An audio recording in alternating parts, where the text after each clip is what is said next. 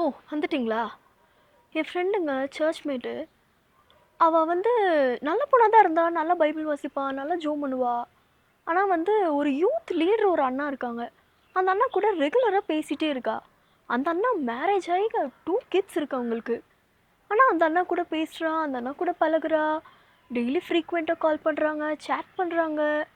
ஆனா என்ன இப்படி இருக்க மெர்சி அப்படின்னு கேட்டா, அதில் என்ன தப்பு இருக்கு? நான் உங்ககிட்ட கைடன்ஸ் கேட்குறேன். நான் கவுன்சிலிங் தானே உங்ககிட்ட கேட்குறேன். இதில் என்ன மிஸ்டேக்கு அப்படிங்கிறா. பட் இது இந்த ரிலேஷன்ஷிப் எப்படி அண்டர்ஸ்டாண்ட் பண்ணுறதுன்னு புரியல. இது தப்பா ரைட்டா?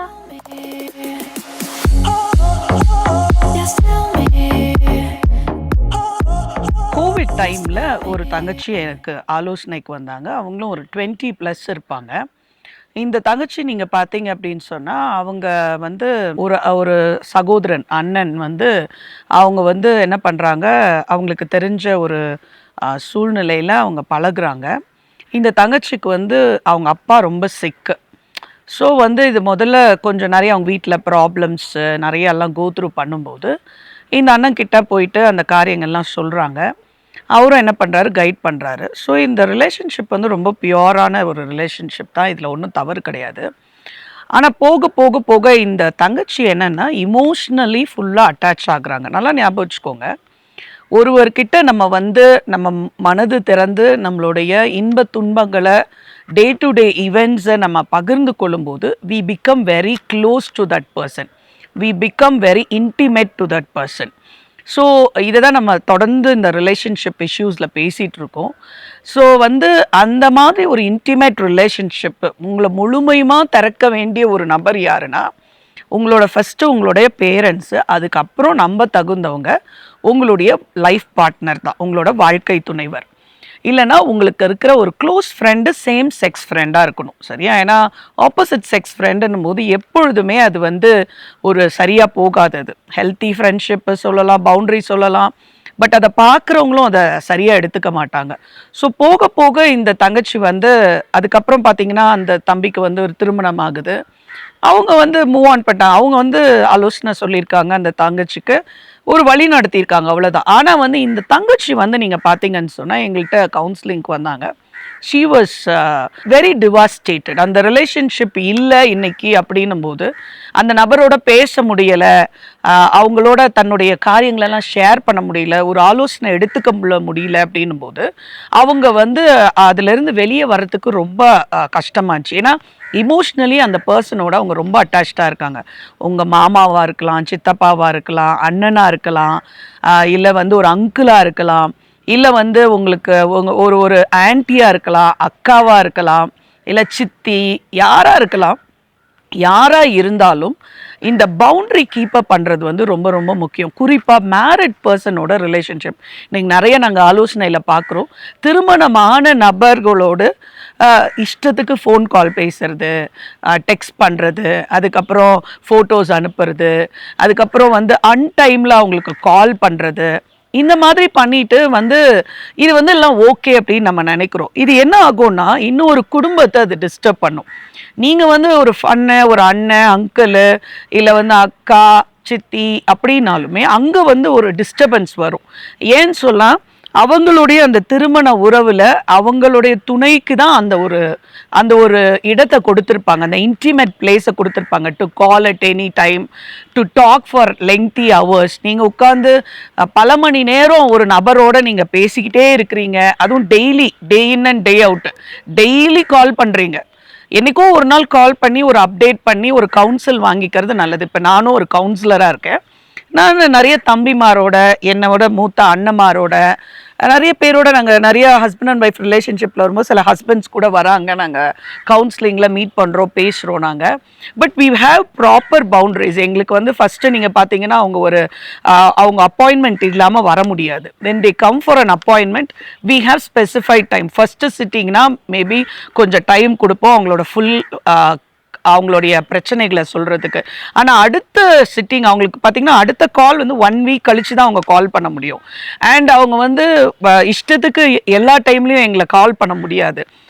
அவங்களுக்கு ரொம்ப ஒருவேளை முடியல, அவங்களுக்கு ரொம்ப கஷ்டமா இருக்குன்னா கூட they have to send a voice message or a text message asking whether we can call, we can have an immediate appointment.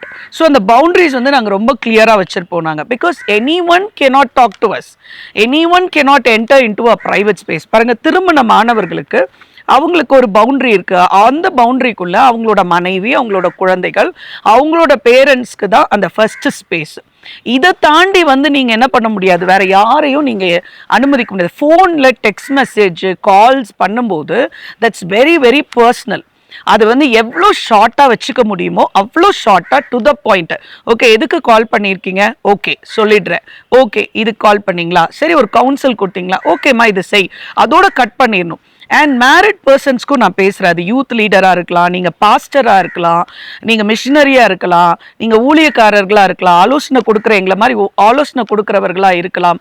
யாராக இருந்தாலும் ப்ராப்பர் பவுண்டரிஸ். ஏன்னா சில வாலிப பிள்ளைகள் அவங்களுக்கு என்ன அப்படி இருக்கும்னா, இந்த அண்ணன் இந்த அக்கா நல்லா கவனிக்கிறாங்க. இப்போ நாங்களாம் வந்து ரொம்ப எம்பத்தைஸ்டாக கவனிப்போம். அதாவது ஒரு சாதாரண லிஸ்னரோட நாங்கள் வந்து ரொம்ப அட்டென்ஷன் கொடுத்து டீட்டெயில்டாக நாங்கள் கவனிப்போம். நிறைய ப்ரோபிங் கொஸ்டின்ஸ் கேட்போம்.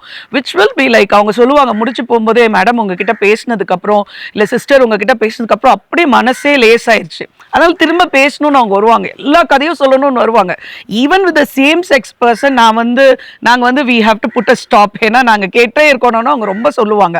நாங்கள் சொல்லுவோம், இல்லை சிஸ்டர் போதும், இன்னைக்கு இது போதும். ஸோ வந்து தயவு செய்து இந்த மாதிரி ஆலோசனை ஊழியத்தில் இருக்கிறவர்கள், ஊழியத்தில் வாலிப பெண்கள் பையன்களை தம்பிமார்களை ஹேண்டில் பண்ணுற யூத் லீடர்ஸ் எல்லாம் தயவு செய்து ப்ராப்பராக பவுண்டரிஸ் வச்சுக்கோங்க. ஒருவேளை அன்டைமில் கால் பண்ணுறாங்க, நைட் ஒரு 7 o'clock 8 o'clock மேலே கால் பண்ணுறாங்கன்னா, அம்மா 6 o'clock உள்ள ஒரு கால் பண்ணிக்கோ. வீக்லி ஒரு கால் பண்ணலாம். அந்த பவுண்டரிஸை நீங்கள் லே பண்ணிட்டீங்கன்னா அவங்க தெளிவாயிடுவாங்க. ஓ, அண்ணனுக்கு நம்ம வந்து 7 o'clock. அது உங்களோட ஃபேமிலி டைம். எப்படி உங்கள் ஃபேமிலி டைமில் ஒரு தேர்ட் பர்சன் இஷ்டத்துக்கு கால் பண்ண முடியும்? சில பேர் நைட் கால்ஸ் எல்லாம் பண்ணிட்டு உட்காந்து கவுன்சிலிங் சொல்லிட்டு இருக்கீங்க. இதெல்லாம் ரொம்ப தப்பு. அண்ட் பேசுகிற அந்த தம்பியோ தங்கச்சியோ கூட உங்கள் மென்டரோட பேசுகிற டைம் அது கிடையாது. That is not thing. And ஆண்டவர் வந்து பார்த்துக்கிட்டே இருக்கிறாரு. இது ஆண்டவருடைய பார்வையில் இது ரொம்ப ரொம்ப தவறானது. இது கிட்டத்தட்ட அடல்ட்ரி. நீங்க சொல்லலாம், நாங்க வந்து வேற எதுவும் பேசல, நாங்க கடவுளை பத்தி தான் பேசுறோம். கடவுளை பத்தி பேசினா கூட இல்ல ஆலோசனை பேசினா கூட that is not an appropriate time to call any person. ஒரு 6-7 மணிக்கு முன்னாலேயோ இதுக்கப்புறம் ஒரு 7 o'clock அப்புறமோ you can not call any opposite sex person. அது உன் கூட படிக்கிற ஒரு தம்பியோ தங்கச்சியோ இருந்தால் கூட, அதுவும் மேரிட் பர்சன்னா they will have their private time with their spouse. நீங்கள் கண்டிப்பாக என்ன பண்ணக்கூடாது, கால் பண்ணக்கூடாது. ஸோ ஒரு பொதுவான இடத்துல எல்லாரும் இருக்கும்போது ஒரு 10 நிமிஷம் நின்று பேசிட்டு போகிறது தவறு இல்லை. ஒரு ஆலோசனைக்குனா கூட கணவன் மனைவி சேர்ந்து கொடுத்தீங்கன்னா நல்லாயிருக்கும். இப்போ இந்த யூத் லீடர் அண்ணா வந்து he has to has his wife by his side. ஏன்னா தேவையில்லாத பாவத்துக்கு அவரையும் நம்ம உட்படுத்துகிறோம். நீங்களும் யங் கேர்ள், இன்னும் அதிகமான இமோஷன்ஸ் அதிகமாக இருக்கிற ஒரு காரியம். ஏன்னா இது நாங்கள் பார்க்குறோம் ஆலோசனையில், இது இமோஷனல் அட்டாச்மெண்ட் தாண்டி ஃபிசிக்கல் அட்டாச்மெண்ட்டாக கூட மாறுது. அது கொஞ்சம் கொஞ்சமாக மாறும், அது தெரியவே தெரியாது. ஜஸ்டிஃபை பண்ணிகிட்டே இருப்போம். நம்மளுக்குள்ள குற்ற உணர்வு வரும். ரொம்ப ஜாஸ்தி பேசுகிறோமோ, ரொம்ப நிறைய ஷேர் பண்ணுறோமோ, ரொம்ப அடிக்கடி பார்க்கணும்னு நினைக்கிறோமோ தோணும். ஆனால் நம்மளுக்கு அது நல்லா இருக்குது, சந்தோஷமாக இருக்குது. ஒரு நபர் நம்மளை நல்லா புரிஞ்சுக்கிறாங்க, நம்மளை வந்து நம்ம சொல்கிறதெல்லாம் கேட்குறாங்கன்னும் போது வி லைக் இட். அண்ட் நல்லா அப்ரிஷியேட் பண்ணுறாங்க, என்கரேஜ் பண்ணுறாங்க அப்படின்னும் போது வி வாண்ட் இட் மோர். ஒருவேளை திருமணமான அந்த நபருக்கும் தேவைப்படும், உங்களுக்கும் தேவைப்படும்.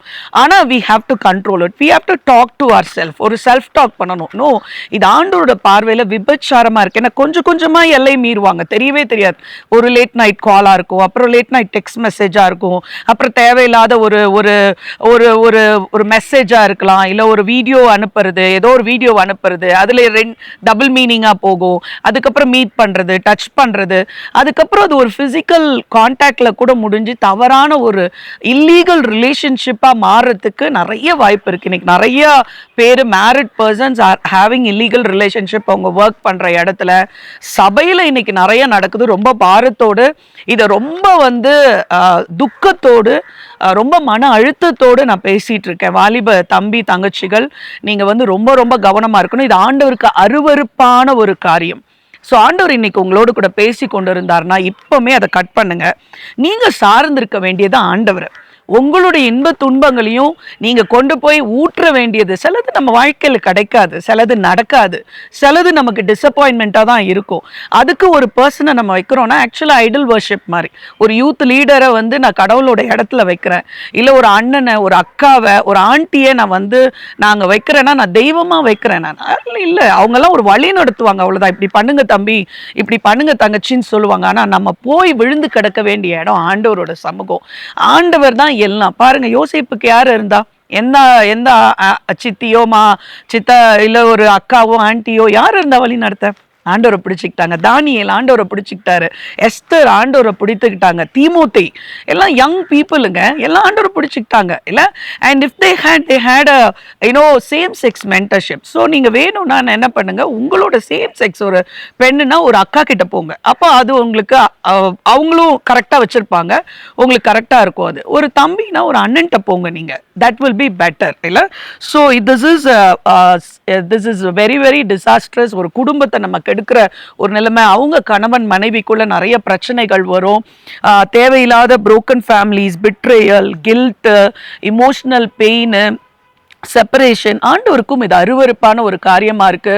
அண்ட் ஆண்டவர் வந்து சும்மா இருக்க மாட்டார். கலாத்தியர் 6வது அதிகாரம் 7வது 8வது வசனம் எப்படி சொல்லியிருக்கு? மோசம் போகாதிருங்கள், தேவன் தம்மை பரியாசம் பண்ண ஒட்டார். மனுஷன் எதை விதைக்கிறானோ அதையே அறுப்பான்.